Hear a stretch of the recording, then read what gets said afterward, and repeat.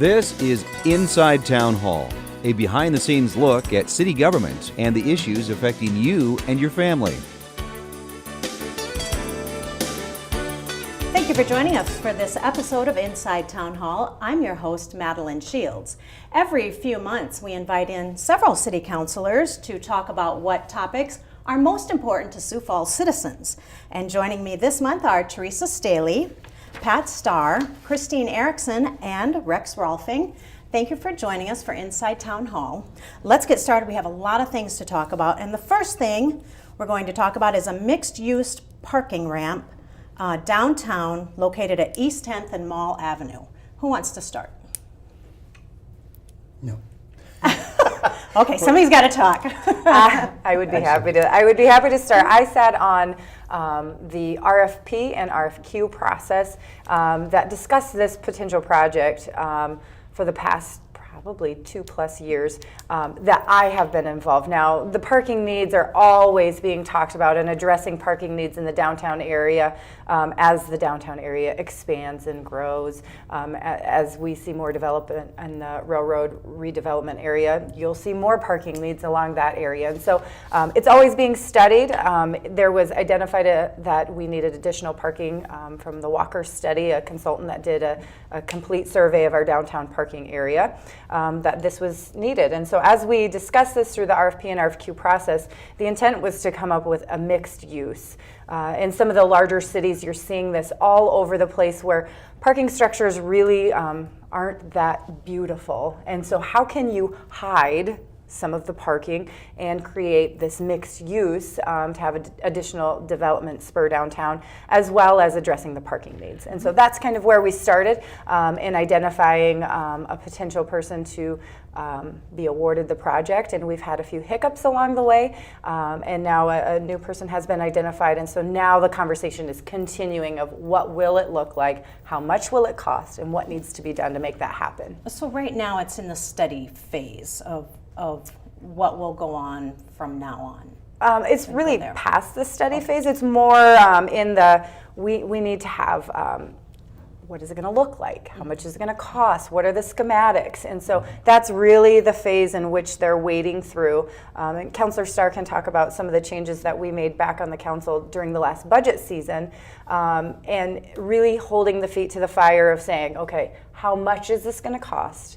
Is this really needed? And really having that accountability there. Well, according to the notes, it says that when you talk about mixed use, it could be first floor would be commercial and retail space. Who would move into that? Well, I think that's what we've done with our partner. We've identified legacy development through our community development department to take a look at that mixed use. We've identified them as a partner with us. Where I'm at, or where we've talked about it through the budget process, is we kind of need to know what it looks like, what it's going to cost, the schematics, and so we kind of adjusted the budget. There's a real intense pressure to get started and start building in August, but we don't know yet what it's going to look like, what it's going to cost, and how many spots. We're still generalizing how many spots. It's somewhere between 400 and 550 spots. At one time, we were talking about 600 to 650 spots. It started as a budget item 2 years ago at $9.4 million, and now we're over $17 million that we're estimating. So what are we getting that's different? How are we getting the best investment for the taxpayers of Sioux Falls? Yes, it is part of an enterprise fund, or public parking is an enterprise fund, but it's still tax dollars. Anytime you take money away from the public, whether it comes out of this pocket or this pocket, it's still a tax. And how seeing a pro forma of how it works through the entire system, through the entire parking system, it's probably going to cost additional for the existing parking is going to have to go up in price to probably pay for this ramp to make it all work. The ramp isn't, at least at this point, going to be self-sufficient to pay for itself. Could you recoup some of that cost from the retail businesses? Would they own that building, or would they just lease it? It's still under negotiation. We haven't seen that part of what the agreement is with the partners and the contracts that are in place. They're being drawn up and they're in the process of being negotiated. But at the council level, we haven't been privy to any of that yet. And if I could put in my 2 cents, I'm going to probably be the lone dissenter on this, but I have voiced my concerns at the council meeting and also in the media about the investigation that's ongoing with Legacy, the company that has been chosen to partner with the city. I would feel more comfortable waiting until the OSHA investigation is over before we move forward with this. I'm also concerned about who the investors are with this company. And I've been told that we can't be privy to that information, but this is a unique thing where we're partnering tax dollars. The citizens are partnering with this company for this mixed-use facility. Any citizen I talk with says, why can't we find out who we're doing business with as a city? And the third thing, and I think it's on your sheet there, is that they are proposing we use the second penny as collateral on this. And I'm committed not to be committing any more of the second penny to any debt. Granted, we're hoping in the best case scenario that the user fees are going to support this thing. But I would, if something, we'd have a downturn, then they would come back to the second penny for this. Also, I would be very concerned about having our parking meter rates go up, having the parking tickets go up to have to support this thing. They already went up to $10 for a parking ticket last year, which I think has been problematic for people coming downtown. So that's just where I'm at. I may be alone in this, and that's okay, but I have to speak what's in my conscience. I remember a few years ago doing this show, and we were talking about parking ramps in Sioux Falls and how we had to coax people to park in the parking ramps. They were parking all over, and then they would complain about getting a couple dollar ticket. Now the parking ramps seem to be full. Are people understanding more when they can park in them, when it's free to park in the parking ramps, and the need for more parking ramps? No, the need is there because we've got increased business down there, and we also have increased population down there. We're up to 3,000 people living in downtown Sioux Falls. And so with that kind of a population increase from when you were, as we were talking earlier, cruising the loop, there were probably 300 people, if that, living downtown. And so as we move into more of a situation where we're going to be stacking people on top of people, there'll be more and more reason to have parking down there, and it's a natural progression. But Councilor Starr pointed this out at our last council meeting, that Norm Drake told us, the developer, that he is planning to take 150 of those spaces for his businesses. Okay, so 150 would go to that. We'd be incorporating the 130 we already have. And Mike Cooper said in a meeting that it could be 400 spaces. So we're actually adding 200 spaces for the public for $18 million. So I think that's another thing to be looking at, what's the most cost-effective thing for the needs of parking downtown. I think a positive with this is the fact that we have a built-in tenant.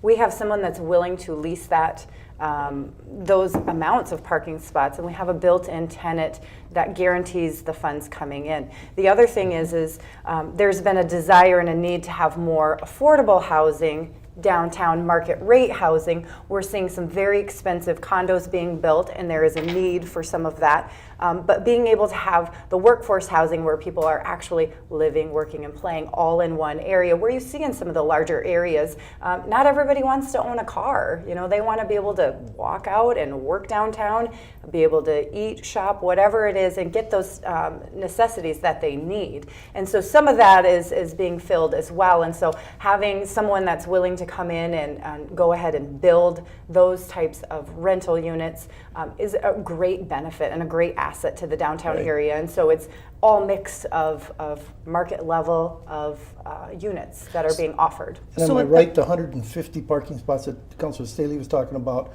that Mr. Drake is doing would be new ones that we have not, they'd be part of the apartments above, part Correct. of the retail, that kind of thing. So they would be new ones. So in essence, we're taking 150 or 130 that we already have. That would be subtracted from the 400 or to 550, not the additional 550, because those are new, of new people downtown, et cetera. Yeah, I think what's the most exciting thing is that we're seeing downtown grow. We're seeing a lot of people who get a chance to partake in that, and we're in the wish dream stage at this point, and we're doing a lot of supposed numbers, and until we see an actual plan that's on paper and cost estimates that we can really talk about, it's hard because we want to be in favor, we want to be excited about downtown, and we are. It's First Friday shortly. The number of things and activities that happen just separate from working, the entertainment, the work that goes with it, the growing office buildings, the development and things that are going on in the downtown area are exciting. The hardest part is we're speculating about a lot of things that are part of this plan, but we're making decisions. We signed $1 million contract for architectural services to build the ramp that we're not sure what it's going to look like yet. And it's contingent on us voting on it, and the council hasn't even approved this project yet. So that, to me, is the hardest part. We want to dream, we want to be excited, but we want to be fiscally prudent at the same time and put some of those things in place before the train leaves the station. Those are growing pains of a big growing city. Yes. Let's move on. We have a lot to talk about. Let's move on to the annexation task force. There is a task force that is looking at an advisory group that is intended to make recommendations to the city council and the planning department on annexing property into the city. Let's talk a little bit about that. What's the responsibility? Let's talk about the task force. Well, and I wanted to say thank you to our to the planning department, because I had requested that they take us on a tour of these properties, and there is, I believe this map is online, but it has all the properties that are considered islands or subdivisions that the city is thinking about bringing into city limits. When that task force was formed, I did request that they would inform these residents that their properties were going to be discussed at this, and that policies could be formulated that could affect them down the road. And the city told me that they couldn't afford to do that. So I have put together my own little flyer that I'm going to be bringing out tomorrow to the neighborhoods, just to get as many people into this as we can. And I'm also hoping it's going to be like the urban ag task force that, I don't know, Councilor Relfing, were you involved with that? I chaired it. Yes, and that really played out quite well, because people were allowed to give input. There were a lot of people concerned who had issues with chickens and goats and tomatoes. So I'm hoping that this task force, and rabbits, pigeons. So I'm hoping that we're going to get a lot of people involved with this, so that whatever formulation they come up with is going to be affordable to people and make sense. And there is information on siouxfalls.org if you want information on the annexation task force and where these properties are. And you have some meetings coming up throughout the month of April that people can attend. They can find out information about those online as well. That is right, yes. What are some of the things that people should know about their neighborhoods? Well, I think the thing that's most important is how that we can give citizens a direction that we're headed as a council. What's a general policy for the city? I think there's some ambiguities right now of how we move forward with both planned annexation, but forced annexation is probably a big part of what the task force is going to be looking on. There are a number of properties that are on the map that are already surrounded by the city property, and when do you go through that forced annexation process? When does a citizen already start to receive all those benefits? They're hooked up to city water, there's the ability to have sewer, they're on a paved street, they have services or access to services, and they're still in the county. But it also protects their neighbors as well. It's not that individual property. It's things that you can do in the county or in the country that you can't do inside the city.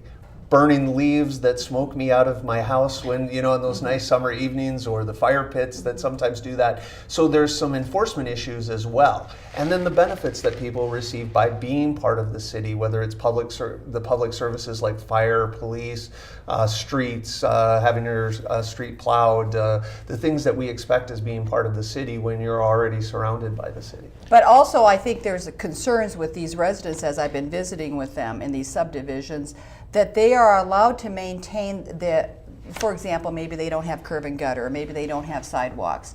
And that's going to be part of the discussion as to what that's going to look like as they're brought into the picture, like the Split Rock area.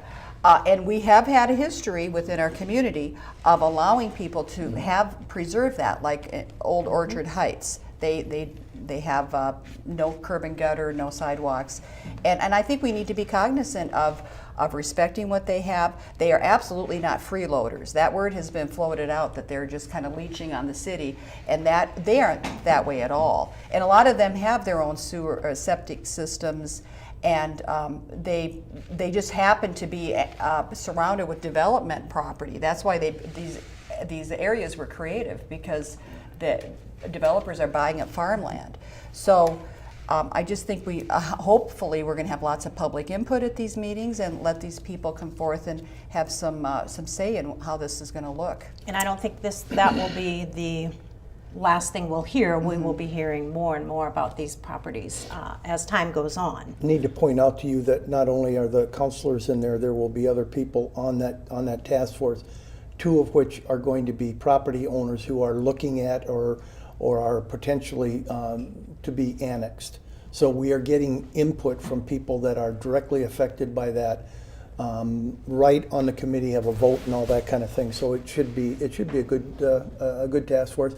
We've been looking for this for a long time. I've served on a number of things that we've been trying to do this, and it just didn't happen the way it should have happened. And so we're looking for big things from the task force. And it will be moving on, and if you want to find out when those meetings are, you can go to siouxfalls.org. We have a lot more to talk about, but right now we're going to take a break. We'll be back in just a moment. 30 seconds. It's the amount of time this public service announcement will last, and it's the amount of time on your commute that you may be slowed down in a cone zone. These city employees are working hard, and all they ask in return are 2 simple things. Number 1, stay alert.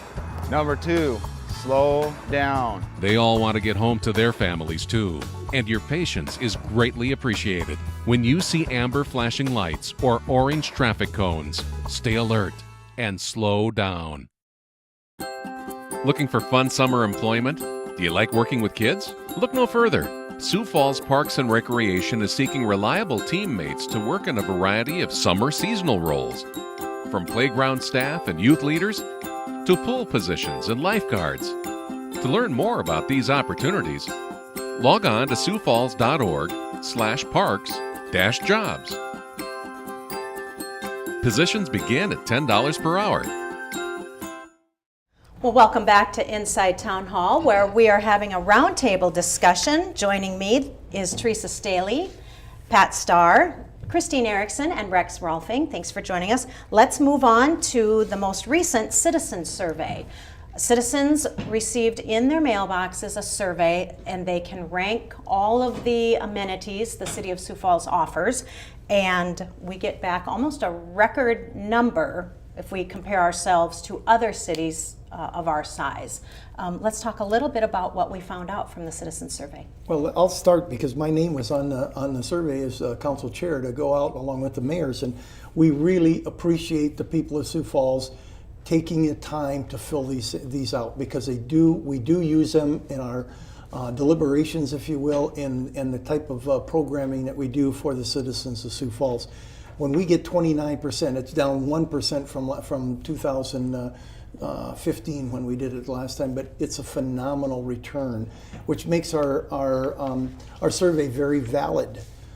And I think some of the others are probably going to talk about some of the good things there. There are some things that have gone down, and we'll be working on those, I'm sure. But again, thank you, citizens Sioux Falls, for giving us direction. Sure. One sticks out to me that the Sioux Falls Rec Centers went up by 20 points, if I'm reading this correctly. What's your reaction to how the citizens rate Sioux Falls? Well, I think we're a family community. We look at a lot of recreation opportunities and quality of life that are important to our citizens. We use the facilities. I have 2 young children in my home. We're there, whether it's the pavilion, whether it's the Kenny Anderson Community Center that's in our neighborhood that we use quite a bit. And it's important to our citizens to have those, the bike trail, the parks, the events, the soccer tournaments that are coming this summer, softball tournaments. And so I think that was really encouraging. the thing that really stood out to me in the survey, and I think it's so important that if we spent a considerable amount of money to survey the citizens to get this feedback when we're doing budgeting processes, when we're looking at all the things that come before the council, it is so important to take a look at what citizens are saying. But one thing that stands out glaring to me is talking about streets, the importance of public transportation or being able to drive down the streets. I know there was some concerns and things that, at different times of the year, when do you do this? But until we're able to control the freeze-thaw cycle that happens in South Dakota, and we can control the weather, we're having a really tough time to, we're always going to have potholes, we're always going to have concerns. I live or I commute on one of the streets that are 4% that need to be rebuilt in Sioux Falls. And I probably use that stretch of road every day, if not, several times a week. And I get it. But I see what's happening before we can start to rebuild those parts of street. It's the underground utilities that people don't take into mind. This stretch of road is going to spend an entire year of updating utilities under the street. Gas, water, electric, sewer, the planning that has to go. You can't just start rebuilding streets without planning it out. And we have other partners in the city as well as outside of the city with the street department that have to plan, whether it's XL or Mid-American or Mid-Continent with the utilities that are part of the street. So it's not as simple, and it's so important to tell the citizens of Sioux Falls we make a major investment of our budget into our streets and roads in the city. And there isn't a lot of more money that we can do to put into it, but at the same time, I think we've got a pretty good system, and we've got a very objective way that we're taking a look and doing those repairs. And I think what I'd add to the streets is, last year we spent over $36 million.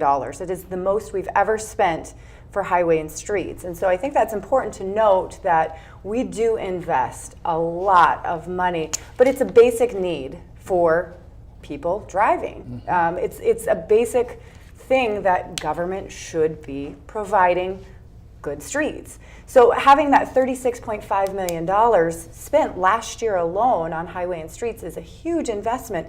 Not too long ago, we had a consultant come in and evaluate our roads, and they said they rated our Sioux Falls overall pavement condition index as 70. The national average is 60 to 65. So for us to come in at 70 is a really great accomplishment, but the citizens expect more. So even though we're at 70, the citizens want to know that their streets are a nice, smooth ride. And so we do really put a lot of extra dollars in. If we've got extra money at the end of the year, oftentimes we've reinvested that back into the streets. And so we do take that seriously, and we hope that we can continue to make an impact on those roads. And if I could put in my 2 cents, first of all, I wanted to thank Dave Bixler, our financial guy, because he broke the whole survey down into, he put it all together here, and then he has it by districts.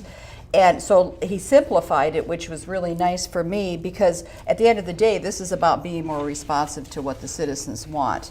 And I was looking through here, and the big winners from what I took on here was the parks. People are very happy with parks. Fire and rescue, very happy. Police.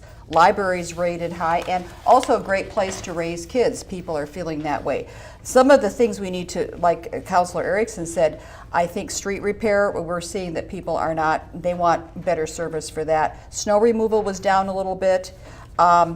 Citizen involvement was also down. Feeling that they are being heard by our government, those numbers went down a little bit. So I'm going to be taking this and really taking it to heart to say, how can I reach out to the constituents in a better way and bring that to how I'm voting on the council and the policies that I'm supporting. Well, they should fill this out 100% Yes. then on that. Well, that's I will be telling you. 30% isn't bad, though. No. Just one little piece of it, there were 3,000 of these sent out. So it was statistically relevant to plus or minus 3%. So if we went down 1 or 2 percentage points, that could have been up 1 percentage point. Or up 3, it could have been even. So we always have that, we always have to remember that. But because we did get such a strong return, that plus or minus 3% is huge. Yeah. Well, and piggybacking on this, I think it's important. We can't just rely on this survey. We have to be making attempts throughout the year to reach out to constituents. Some of us went to Hy-Vee. I've been at the Benson Flea Market. Just going to grocery store, whatever, where we're having events where we're meeting with people and actually hearing from them. This is not the end all right here either, in my opinion. Sure. Okay, let's talk a little bit about prevention services.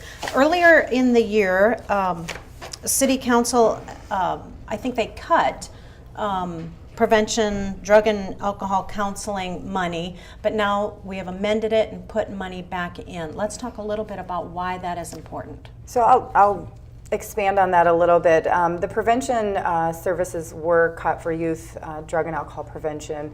It was proposed to cut. The council decided that we wanted to continue studying this a little bit more to be able to find out why that was, what does it look like, and what are our needs in our community, to making sure that we intervene early before somebody is being picked up down the road. We want to be able to influence them so they're not a burden on the judicial system, and that we're able to influence their decisions and bringing them up, keeping them in school, making them learn and graduate, and all of these things are so important. And so we've studied it on the fiscal committee. We've continued to study that. We do have a contract in place that does go through the end of June for our current provider, and then we're looking at what else does it look like. Is this a role of city government, or is this not a role? What does that look like? And so those conversations will continue for the next few months, and we're hopeful that we'll be able to come up with some sort of collaborative effort with the council as well as the administration to making a difference. Well, in collaboration also with the school district, because that's been part of the discussion, is because the city is really bearing the whole burden of the financial part. The school district's allowing them to use the facilities within the school, but that's something that a conversation that's ongoing, and that could, if that conversation could have more of a positive input, I think we could see easier decisions ahead. Okay, and we are getting short on time, but let's just quickly touch on the city tobacco ordinance.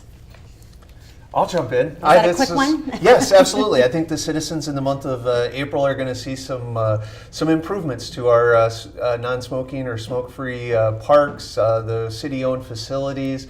We're just finishing up a draft of some changes that I think the entire council can agree to. I think it's something that we've worked really hard. Councilor Erickson, with her leadership, has done a great job of bringing us together and finding some places that we can go. We can't get as far as I would like, and we're obviously going further than you would like sometimes, I think, in the process, but we've really brought the council together as a group to compromise into a position that I think that will benefit the citizens of Sioux Falls. The importance that we place on our parks and our managed facilities, and putting that all together, I think, is something to look forward to. And it'll be definitely a highlight of the local media in the next coming weeks in April. Some sausage was made, right? It was absolutely sausage. You don't want to watch that process. Okay, well, I would like to thank all of you for being here for Inside Town Hall. And if you would like to get a hold of any of our city councilors, you can reach them at siouxfalls.org. Their email is there and their telephone numbers. Thanks for watching.